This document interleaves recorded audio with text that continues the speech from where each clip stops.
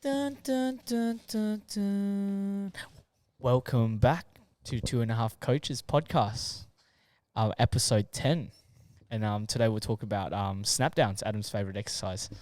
All right, so we thought this would be a good topic. It's obviously Adam's very passionate about it, and he loses sleep over it at night all the time. But we thought it'd be a good topic to go on it because, which is again good for Perform. We don't always agree on this stuff, and we've got our own views on the way we do things. And obviously, for you, the way you put it on socials is more so, like you said, to kind of grab the attention of people, so then they can grab the proper information. Attention seeker. Says you, mate. Shut up. Anyway, but it'd be good just to run through it and the context of it, when we use it, because there is instances where we might use it, the thought process we'd have for it, and also the difference between different sports, because if you work with predominantly basketball, which is going to be different, blah, blah, blah. So this would be interesting, and it'd be really good from a coach.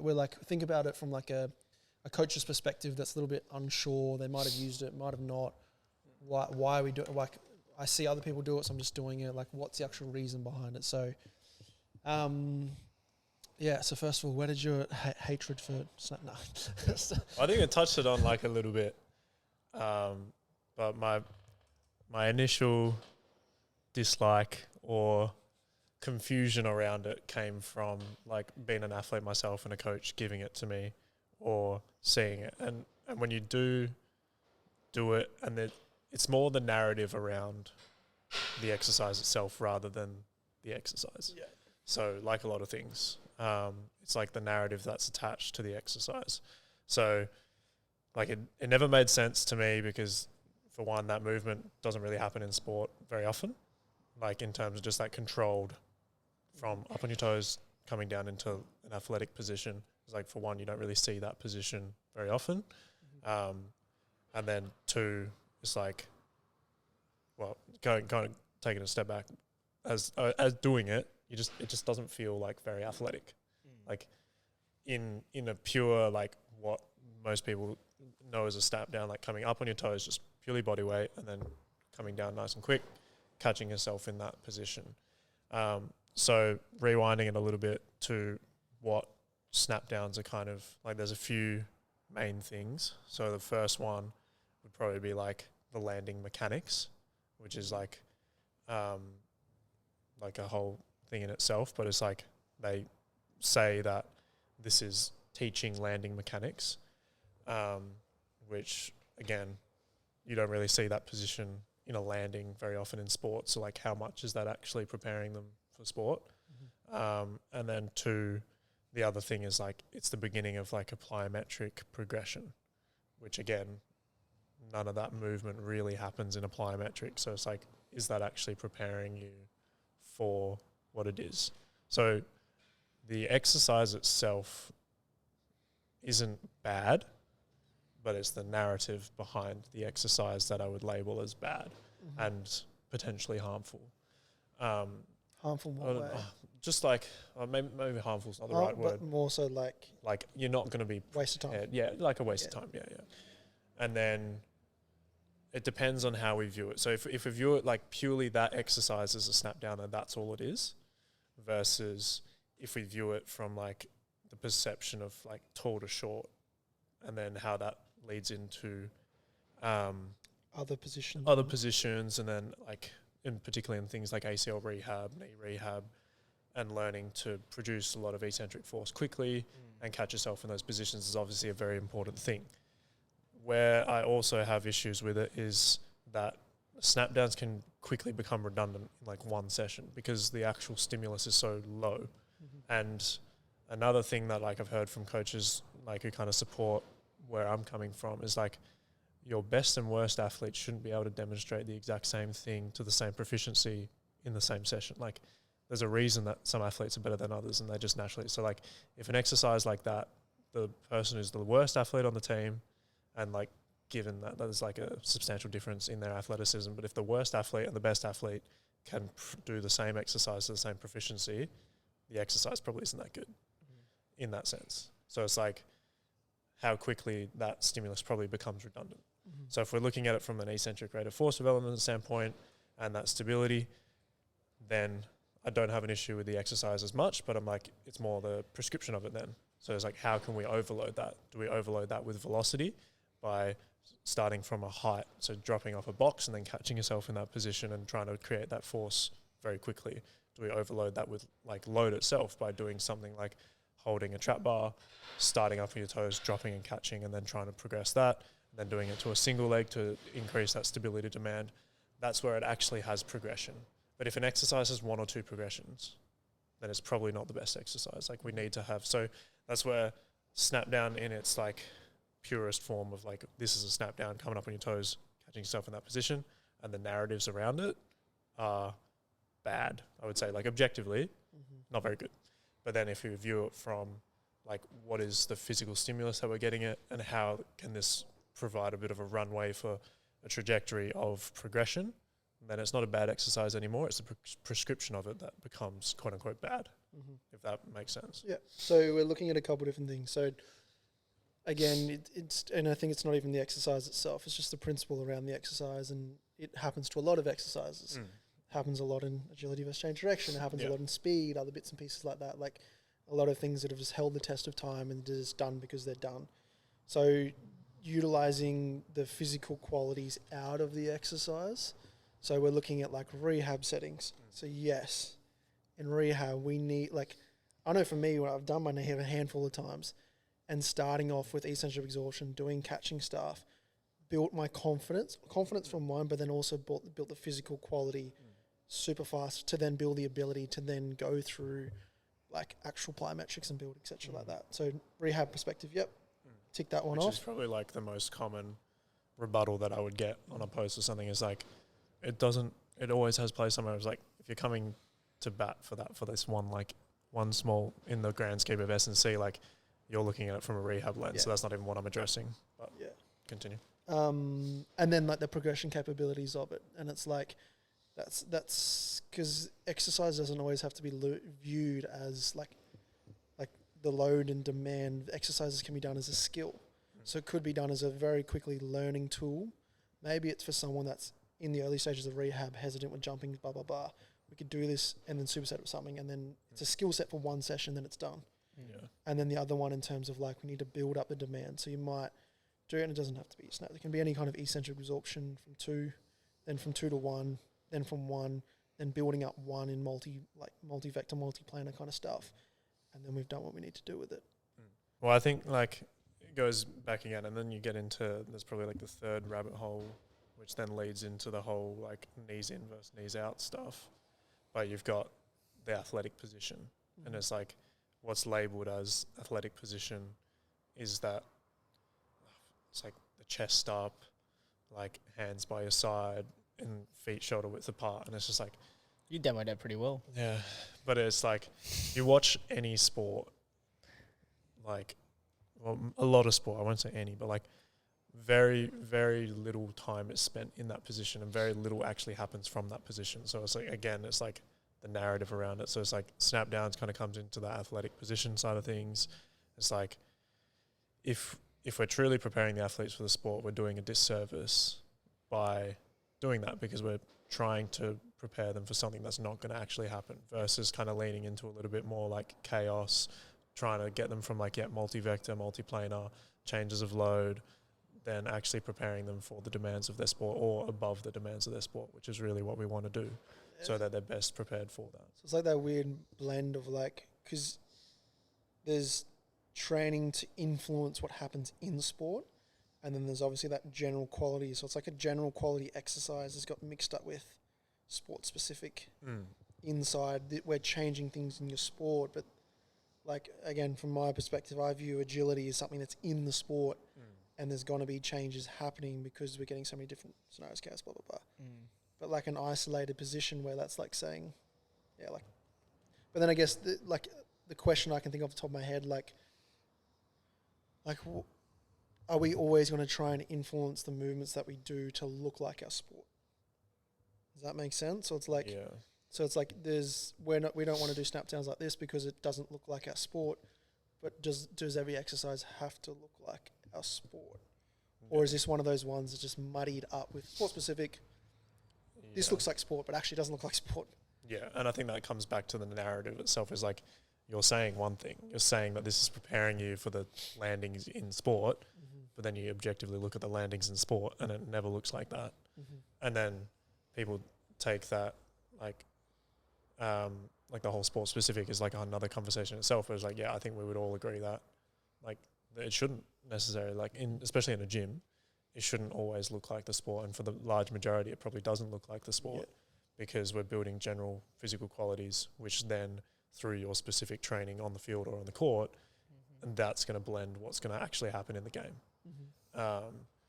So it's more the underpinning narratives of these exercises which become not harmful, but say unhelpful. Yeah. And then the other one is like more so like probably the influence from that rehab side of things, but it's like the injury risk and like learning how to land properly is important to reduce injury. But it's like you're then going back to that same problem of this isn't actually preparing them to land like that. I say like it's huge in netball. It's like learning how to land properly. It's like how many times in netball do they like get a ball thrown over the head, they land 1-2. Like they're never landing in that position. So like, are you better off doing that? Or are you better off doing like maybe a multi-planar movement where they then have to stick or like turn and catch themselves? Like that's going to better prepare them. And we can look at the quality of that movement as like, all right, maybe that wasn't the best. Maybe you like didn't have the best stability and control through your knees and hips. So let's scale it back, make it a bit easier, but it's probably like you're not going to get much out of that. Snap down is like maybe there's somewhere in the middle of the progression. Yeah, I've got like 5 questions in my head. But first one, so let's try and break it down from a different sport. So first one, let's try and break it down from a different sport context. Because obviously we play, we got footy and AFL, that's different. Turf versus the court versus the shoes versus boots, like they're completely different topics and different talking points. And then the second one is what are we going to do and how are we going to program? So you're like, we've seen obviously with our youth crew and stuff like that, you'll give them certain like jumping and hopping and landing and rolling and things like this. Like we'll talk about sport first, but then when do we use that stuff in the gym and also on the field? And then how do we program it? So sport context, how would we view this differently? So I say sport context, obviously, I think with netball, it's like a massive one because you have to come to that abrupt stop. That's just the rules and the nature of the game. So that's where that narrative feeds into netball, and like countless girls come in here and they're like, oh, I got to push my knees out when I squat. Or I got to do like landing like this, otherwise I'm going to hurt myself. And they've just been noceboed into thinking that if they don't land in this perfect manner, they're going to hurt themselves. And it's just like, oh, my squat feels so much better, or like this jump feels so much better when I just let my knees be knees and just do what they do. And then we focus on building up all the other qualities that help aid the performance of that jump or that squat. Yeah, so it's like the constraint of the sport is obviously going to be important. But then we view it because 100%, like, I didn't think about that. Like, but netball, with the sport of having to learn, how do we generally physically prepare? Because we're probably not going to go, especially if they're doing it already, we're probably not going to go maybe into a chaotic, all right, you're facing away from me, I'm going to throw a netball in certain directions, you've got to jump over and catch it. Yeah. That's obviously the end of the chaos spectrum. How would we go back? Would we use eccentric absorption? Because I've seen some of the girls, like, certain exercises and stuff like that. Like, for a sport that has to stop, how would we generally physically prepare for that to then practice the chaos on the court? So then, like, from that, of the very, very end of the spectrum, just building up general strength. Because if you're stronger, it's just going to be easier from that side of things. But then bringing it up to, like, if we look at more where this conversation is, like, the specific demands of like having to produce that force quickly is going to be a completely different demand to just doing a really grindy 1RM squat. Like that's having that base foundation is important, but then how do we actually express that strength? Do you mean producing force as in like breaking force? Or because we're trying to like either there's going to be like the yielding component as well potentially, but that's all context dependent. So from just a pure breaking force, we're going to come to that abrupt stop is like what we use a lot of is like that, like the step down with the plate where you kind of punch, and then we can layer in a little bit more like quote unquote chaos with like punching, perturbations, by punching the plate in different directions, changing the implement by using an aqua bag, which makes it a little bit more random. Then we have that runway of progression again where we can overload it by like taking 2 steps into it, so now you got more velocity into it, like coming from a higher height, doing that with a barbell or something like to add more load to have to catch yourself in that position essentially. Then what I've done in the past with some of the netball girls is just some simple, like I'll throw a med ball up and they're going to catch on one leg. And then again, we make that more complex by like, I'll change the direction in which I throw it. I might throw it over their head and they're going to kind of try catch it. So there's going to be that overload from both the velocity and the load perspective. And then by that point, it's like, we probably ticked most of the boxes in terms of just a general physical preparation. Let the sport take care of itself and they're going to have the exposure from there. Or if they come to the court sessions or the field sessions, something we might work on something more specific, but that'll probably be more down to the individual, whether they feel like they have enough control or if they need it. Yeah. So it's like we could essentially, so if we go all the way to the other end, it's not like a rehab perspective, but we could obviously use like isometrics as a way to build capacity. We can then do like drop catches and things like that, like Corey's like alternating drop catches, rhythmic kind of stuff. Then we could go to actual like horizontal demands in terms of like stepping down, bracing, doing certain things and trying to build constraints with how the torso and the legs and all that kind of stuff match up. And then from there, we can move forward to like actual like catching scenarios in terms of like the med ball exercises. And then from there, we can ask questions to the court. So you obviously haven't done a snap down in there at all. No. But that's how we can essentially, but just for people listening, I think that's a big one is like, obviously you'll say, but like, what are we going to program instead? That's a pretty valid progression that I'm sure if you took most netballers through that, they should, and you can't say, but there should be a reduction in the potential risk of injury and things like that because their ability to produce, like absorb it, et cetera, shifting across to like rugby and stuff. So this obviously be like a bit more our field. Yep. Your weight, Keith? Yep. Yeah, sweet. No, I'm focused. Oh, I'm just listening. zone it in, mate. Yeah. But this would be an interesting one because like we said, there's grass, there's turf, there's boots, there's different conditions, so that all changes it completely. Yep. From an absorption of Contact. breaking. There's contact and fear, which is There's still contact in those other sports, but like there's like full on contact. Yeah, which is like when you watch a lot of the non-contact ones, it's usually that processing side of things where it's they have a picture in front of them, they're running in a certain direction, the person in front of them does something, and then they try and alter off that. They throw the leg out too wide, they can't control the trunk as much, lateral flexion, pop, something like that. Like, and then you've got terrains, could be wet, could be whatever it might be, the speed of what they go. So that's a bit of a different one where there might be different programming perspectives. Not sure you're going to chuck in on this or... Yeah, I think like again, becomes like where like a snap down doesn't really fit into any of that unless you've had the injury and then you're going back to that rehab stage. But say like if we're looking at a perfectly healthy individual in their sport, that snap down doesn't really have a place in that progression because it's just going to be too low of a stimulus. Yeah. Like if they're that powerful, they're that strong, they're going to be taking contact, the body weight thing with very low velocity relative to other demands of other exercises, you probably just skip straight past that. Yeah. So like if we view it on that massive big spectrum of like rehab, day one, like I can start doing stuff, I might do a snap down. And then we got like the sport and contact to the very other end. You've just skipped through like a big chunk of that by nature of being a healthy, relatively fit, powerful, athletic person playing a sport. So it's like now we need to meet that athlete where they're at and find that. And then you'd probably be able to speak better to it. But I was just thinking more like that breaking side of things because it is like you don't want to get people confused where like obviously this is it's essential absorption kind of stuff. Yeah. And we don't want people to look at this and go, oh, I'm not going to do any breaking force stuff because we want that. Because like I know you probably do it in the warm-ups as well. Like from a field-based perspective, the warm-up is a super valuable place. So we could add in, like I usually do it on game day and then a few bits and pieces, like we'll start with like a 45-degree bound and land. And it's just getting them to try and find their torso relative to their feet and things like that. And we can add in hop and lands and different like directions and things like that. And then obviously using other exercises which we spoke about from the netball perspective. And then obviously from a rugby's perspective, you move down that agility continuum.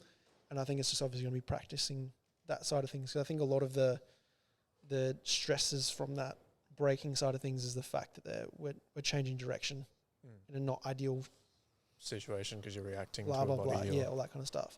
So it's just making sure that you can definitely still add in those eccentric absorption stuff. And I think from a feel perspective, especially boots on in the grass, like so different. So bounding, landing, jumping, doing hops and lands. We do lots of hops, pogos, hop and lands, all that kind of stuff in the warm up.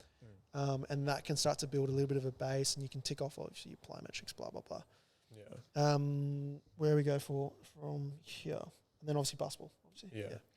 And then basketball is like that bit of a mix between probably netball and then maybe not necessarily rugby, but like in terms of the structure of the rules and the constraints of the game, like you're obviously on a smaller court, so that velocity component, you're not going to be getting to the same speeds as that, but it's a much more vertical game. So you're going to be jumping, landing from all different directions. You're going to have to manage like where the ball's coming from. There's going to be chaos. You're going to have to manage the bodies around you. You might get bumped while you're in the air. Like, how do you manage that? Yep. And so the way that you see it occur in basketball and the athletes who, like another tangent itself, but it's like usually people who aren't actually that athletic are the ones who promote snapdowns, and they've never had to land from 40 inches or like a meter in the air. Like, they don't know what that feels like. And to try, that's the other thing. Like, if you go up onto a 1 meter high box and try land, like obviously we might use that as a progression, but like land, like you're saying, to land from a snapdown, I was like, oh, like that's what it feels like to abruptly stop, and the physical stress that has, that's probably going to be more like more of an injury risk than yielding and like extending that collision. So that's where this whole conversation of collisions comes in. And if the constraint of the sport is different, like something like netball, we're going to have to be able to manage that collision and stop abruptly, but we're probably not going to be coming from such extreme heights, but there's going to be a lot more horizontal collisions. But then you also, like, where does the yielding component come in? Like, do we have to land super abrupt? Can we actually yield a little bit more into that force? And how do we have that control through those deeper ranges? So that's where I really like to use those like deeper plyometrics, getting into different ranges and then turning those into multi-vector, multi-planar. And then even like we've seen you do a lot is in terms of like the roles and like the being a kid. Yeah. Or like that element and how that comes in, because like you said, it's very different if I'm sprinting at max velocity, AFL, rugby, whatever it is, I'm trying to step, versus I've just gone straight up and I'm trying to go straight down. Yeah. Like, it's completely different. So like, what would you add any of that stuff? So that's where, like from that collision management standpoint, that's how I like to view the landing. So rather than like, there's this technique for landing, it's like I'm managing a collision of my body and the floor.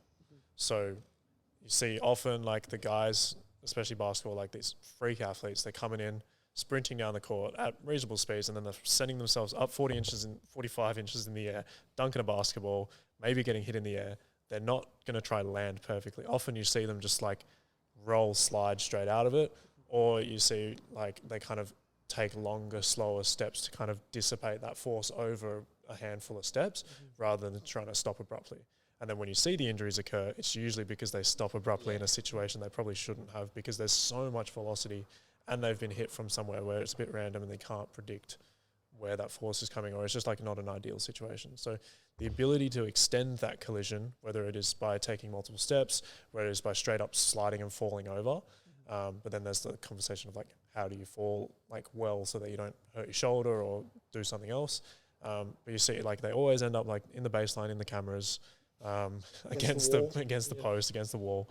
So it's just like, how do I manage that extending of the collision, and what's the best suited for that scenario? Because there's going to be some times where you're not going to be carrying as much of that horizontal velocity. You might be able to just land, but you might land into a bit of a deeper squat, or still dissipate that over a couple of steps rather than like falling over. Because then there's obviously like, if I haven't scored that layup or that dunk, I'm going to have to get up and go back down the other end and do this. So I don't want to be just like rolling and extending that collision forever, and then it's 5-4 down the other end. So there's the constraints of the game again. But for the most part, it's like managing that collision. So again, from the programming side of things, we take it back to like just general human qualities that most athletes should be able to do, is like crawling, rolling, and then like, again, we have that like runway of progression of how do I progress that rolling. It's like, for one, it's like, can you roll? Not many of these guys can, especially these guys who put so much emphasis on getting away from the ground and getting as high as possible. When was the last time you got down on the ground, tried to roll around, especially if you're like 6'6", 6'8", like you're not trying to roll on the floor. Maybe us shorter guys. spend a bit more time on the floor. Okay. Throw that in there. Hey, I'm saying up. Like Shade. 5'7", bro. 5'7". 5'7" on a good day. 5'7" with tens. So that's where like getting comfortable interacting with the ground as well, and which is like I think for someone who plays footy, rugby, like you almost take that for granted a little bit because a lot of what you do is interacting with the ground in terms of rolling, tackling, grappling. You're on the ground, so you see like these guys going up for massive marks, like taking a screamer. They're not trying to land and snap down. Again, it comes back to that same, like they're trying to extend their collision, or they just don't do it very well. They just get winded because their legs just get completely taken out from underneath them. That's usually what happens. So when Yeah. you take a mark, you don't like actually think about it. Just You're not thinking about how you're landing with the right technique. You're like, fuck, I got this ball in my hand. Like, how do I keep this ball in my hand, and how do I just, where's the ground? So it comes more to that, like, how do you interact with the ground? Can you, like, roll and fall out of that well versus just, like, obviously it's usually in the cases where your legs have been taken out, there's not much you can do, but they just land flat on their back and you see they're winded, versus the guys who are, like, they might have their feet underneath them a little bit more and they're able to, like, kind of stumble or roll out of that. Again, the constraints of the game, if they've got the ball in their hands still, they can take their time, reset, and then take that kick. Versus rugby, it's like it might be a little bit more chaotic, like something has to happen really quick if they've come from trying to catch a high ball or something like that. So again, from that progression standpoint, like we're very, very beginning, you're doing rolls and just crawls and just getting comfortable interacting with the ground, and then you might have a roll where you kind of run up into it. So now you're having to manage that velocity, or you might be like coming off a height, or you roll into a jump or jump into a roll and come from different angles, and that's where like you can really start to learn how to interact with the ground. Like if you're, obviously it doesn't really work in a gym based on the flooring, but like if you're on the basketball court, like you might be able to slide a little bit more. So like how do we do that? Like jump over an object and like slide, which I do sometimes with the kids, and like trying to challenge how far they're jumping, and just naturally it happens because they just know intuitively, like they're not thinking about it, it just happens. And then the more you give them that opportunity to express that, just like reaffirms that, and like, all right, this is a successful way to complete the strategy. And then when they get them into that chaotic scenario, like it's just there. In the same way that we view that like agility and change of direction, it's like we practice it so much in a slightly more controlled environment, and then it just happens when you get into the more chaotic scenario, rather than like you're been faced with that scenario for the first time ever and you're like, my body doesn't know what to do. And that's where like you're just underprepared for what's happening. And something super controlled is not going to reduce your risk of injury in that scenario. Like that was probably going to happen anyway. I don't think off the top of my head. What was the other question? Just from like a programming perspective. So it's like, sweet, you've listened this far. I understand that I don't need to do, for the most part, don't need to do any kind of hectic snapdowns or anything like that. I'm understanding this breaking force, breaking demand relative to my sport, the constraints and stuff like that. I've got a basketball athlete. When am I putting crawls in? Is it when my legs are really sore and I might do a bit more upper body dominant day? When am I going to practice my jumping? Is it just happening at training? Is it when we do our jumps in the gym? Is there any programming pieces that we can? Yeah, I think like one of the biggest knocks on it is like, for that, obviously if you're in a commercial gym, like you're looking stupid. So there's that barrier there. So I completely understand that. But finding a way to maybe implement it in a way that you feel comfortable. But it's like so there's one, like, I look stupid. I was like, well, are you trying to get better? Like, you know, it comes back to that conversation we had in the previous podcast about like a youth athlete trying to get there. Is like, sometimes you're going to have to look a bit stupid. Sometimes you're going to have to do things you don't want to do, but that's just going to help, like, in the grand scheme of things. Maybe less so like the silly rolling, but like people are like scared to jump in a gym. I'm like, you got to get over that if you're trying to get more athletic. But and then number two is like, I don't have time in my programming, and it's like, this doesn't need to take up half an hour, like, which is like, people spend way too much time doing like a lot of their strength exercise anyway. You can like be more efficient with that stuff, but it's like, use it as part of your warm up. Stop leaning against the thing, man. But it's like, the warm up, like especially the very start of a warm up, is a perfect place to kind of implement this. Is like, I really like to, and we do it a lot with the youth guys, but I like to do it with my adults as well, is like some sort of movement exploration where you're finding different sort of challenges, trying to do a movement that you might not have done before. And that's just going to like kind of get your brain working a little bit, going to get like the general warm up effect of just moving, doing that. And you're going to tick all those boxes at once. And it's kind of like, this is such a small part of the programming, but it can pay like massive dividends down the line. And then layering in the pieces of like just plyometrics, which I didn't really touch on, but like plyometrics can do so much more for preparing you for all these things, because you need to be able to like manage velocity, manage different directions, be able to create co-contractions, isometrics, and eccentric rate of force development at the right times. So the timing component becomes a huge thing, especially from the injury reduction standpoint, because so much of the injury is just that mistiming of muscle contractions versus you're in a bad compromised position. It's like, well, why did you get in that position in the first place? Because maybe there was some timing off with certain things. So that plyometrics just gives you such a great opportunity to get so many repetitions of that timing and rhythm. And you see so many people who just like, you put a basketball or a footy or something in their hand, they can do things, but like just pure timing and rhythm of their body, they kind of struggle with. So it's like, again, this doesn't need to take up that much time in your program. It's probably part of a good program as well if like you're trying to tick off the goals that we're trying to tick off. But that becomes a valuable piece there as well. But again, now this has probably taken like max 10 minutes. You've done a bit of rolling, a bit of crawling. Sweet, I've got that general warm-up effect. I'm feeling a bit better. Maybe you go into some specific ISOs or something depending on the athlete, or we can just get straight into some like extensive pliers, and that builds up nicely into your main working set of like a lower body movement, like a squat, deadlift. And then we can add in like a contrast set if we want to try fit more work in a short amount of time, and maybe do a contrast of a jump. And this is where we can really challenge that like landing kind of component, because we're getting maximal outputs in those like small effort jumps versus like maybe more extensive plyometrics. And then from there, with the extensive stuff, that's where we get to put the variability in, because by nature, the submaximal, we can manage things from a lot of different directions. We can expose the ankles to a lot of different angles.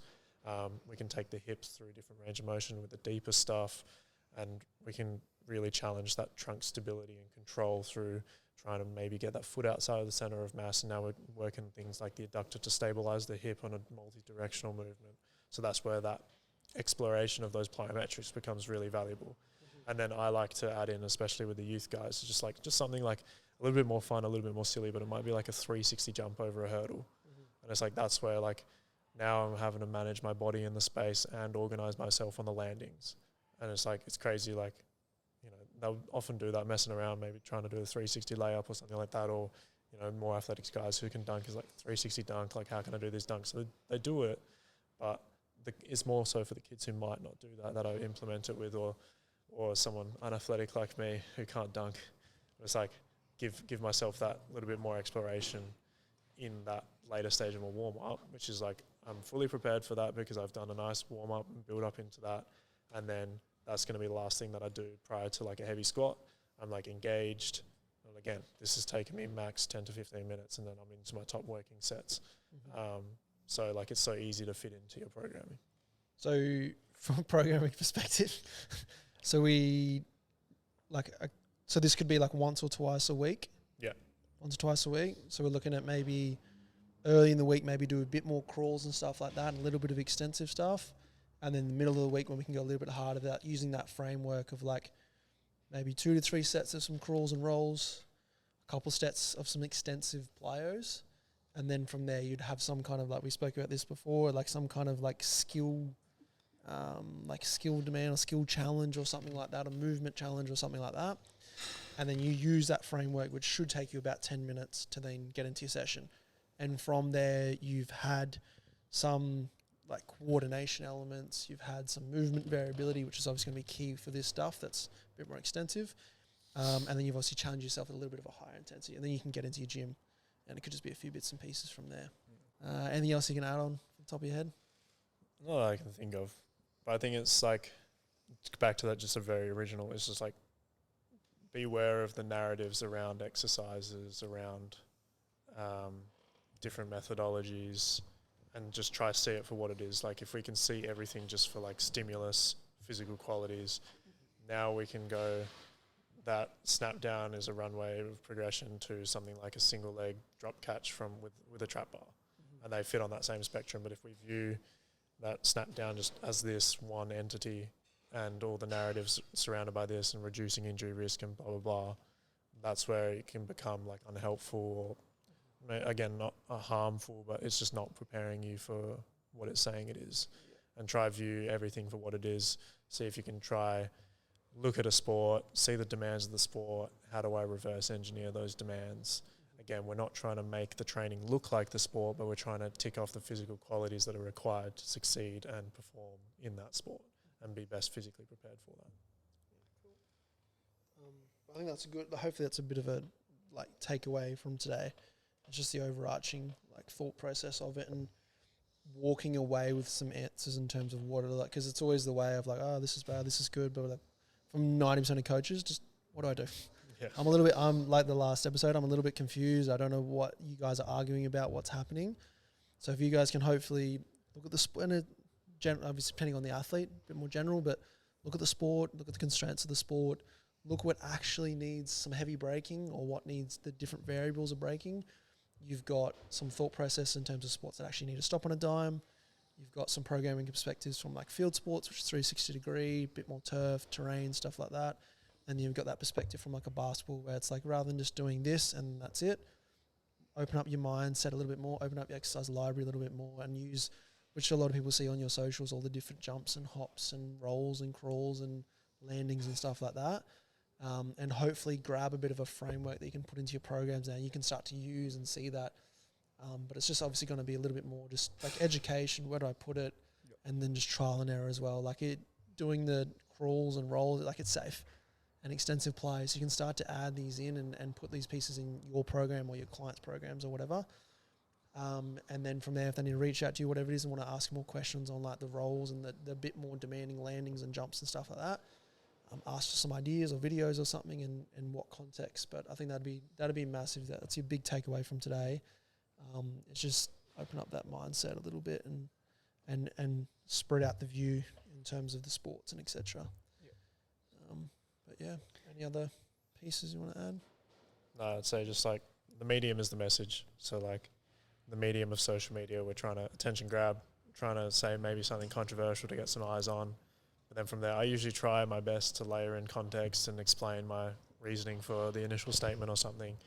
But then now, now having the podcast and something we can like kind of dive into those topics. So if there's anything else that maybe we've put on social media where you're like, hey, I'm not fully understanding this, I've had some good conversations with some of our athletes after maybe one of our posts. So like it's been good to kind of dive into deeper. But if there's any other topics that maybe you want us to, because you're not quite sure based on like the 15-second clip on social media, like obviously can't dive into the full context of the thought process and how we arrived there. So just also understand like social media is what it is. Like it's an attention grab.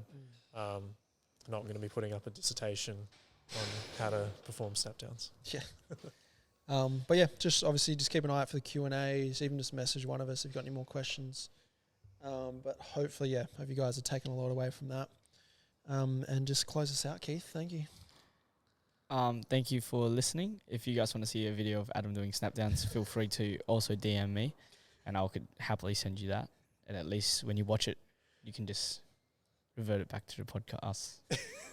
Thanks for watching. Episode 10, Snapdowns with Adam.